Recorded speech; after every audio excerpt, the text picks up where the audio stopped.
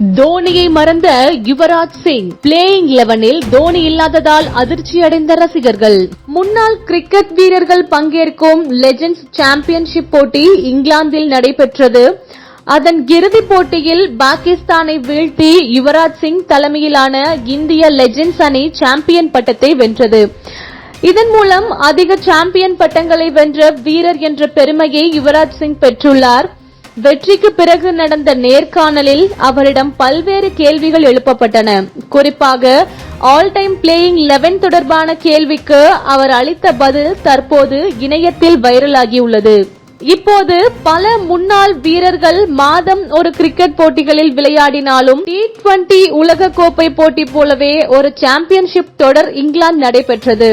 இதில் தலைசிறந்த பாகிஸ்தான் அணி வீரர்கள், ஆஸ்திரேலியா அணி வீரர்கள், இந்திய அணி வீரர்கள் பங்கேற்றதால் இந்த தொடர் ரசிகர்களின் கவனத்தையும் ஈர்த்தன.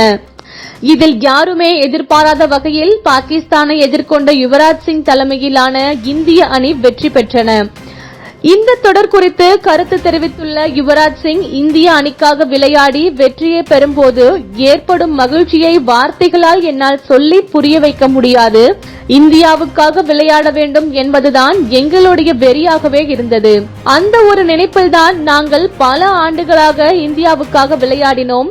தற்போது ஓய்வு பெற்றுள்ள நிலையில் மீண்டும் களத்திற்கு திரும்பி விளையாடுவது என்பது சாதாரண விஷயம் கிடையாது. ஆனால் அதை நான் மகிழ்ச்சியோடு எதிர்கொண்டேன். இந்த தொடரில் ஆஸ்திரேலியா, பாகிஸ்தான் போன்ற அணிகள் மிகவும் பலம் வாய்ந்ததாக இருந்தது. அவர்களை வீழ்த்த வேண்டும் என்றால் நாங்கள் எங்களுடைய சிறந்த கிரிக்கெட்டை வெளிப்படுத்த வேண்டிய நிலையில் இருந்தோம். அதைத்தான் நாங்கள் செய்தோம். குறிப்பாக பாகிஸ்தான் அணிக்கு எதிரான பந்துவீச்சை எதிர்கொள்ள நாங்கள் பல்வேறு திட்டங்களை போட்டு வீழ்த்தினோம்.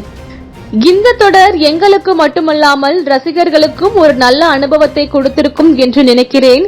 இந்த தொடர் முழுவதும் ரசிகர்களின் கூட்டம் அதிகமாக இருந்தது. இதில் நிச்சயம் பாராட்டத்தக்க விஷயமாகும். இந்த தொடரை நடத்த பல்வேறு நிபுணர்கள் கடும் முயற்சியை செய்திருக்கிறார்கள். இந்த தொடர் இன்னும் சிறந்து விளங்கும் என்று நான் நம்புகிறேன்.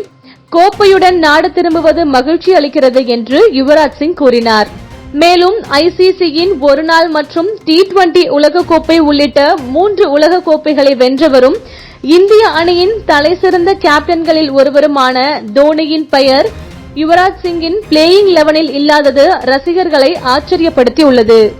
இதுபோன்ற முக்கிய நிகழ்வுகள், அரசியல் தகவல்களை ஆழமாக மாறுபட்ட கோணத்திலும் அறிந்து கொள்ள மறக்காமல் பாரத் மெயில் 24 பக்கத்தை பின்பற்றிக் கொள்ளுங்கள். உங்கள் ஒவ்வொரு ஆதரவும் இதுபோன்ற பல நிகழ்வுகளின் பின்னணியை அறிய உதவும்.